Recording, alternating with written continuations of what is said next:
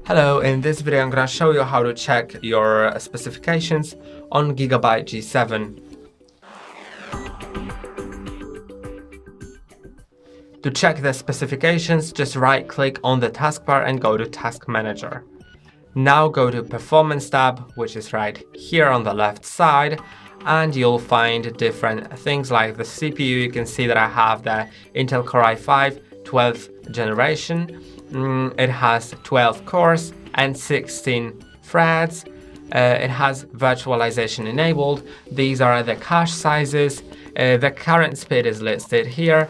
The base speed here. You can also see the utilization, the current utilization and the utilization graph from the last minute.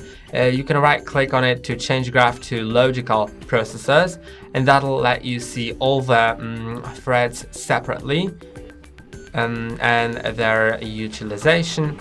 Then in memory you can find the size of your RAM, you can see the speed, the slots used, and the form factor, which is pretty important because if you're planning on replacing the laptop, if it says rows of chips, then it's irreplaceable since it's soldered to the motherboard. But if it says SODIMM, then it can be replaced, so you can upgrade your RAM that way. In the disk, you'll find the name of your disk, the capacity, and other things. In Wi-Fi, you can also see I have the Wi-Fi 6E. GPU, I have two GPUs. One is integrated in the processor, it's the onboard GPU. And then this one is the dedicated graphics, which has more power, uses more power, and is also more powerful. So this is everything that I have in this performance tab.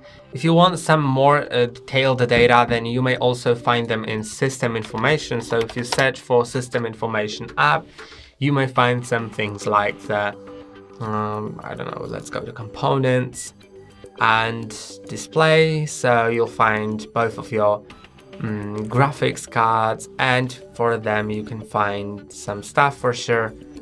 But I'm not really going too deeply into like these settings because they are quite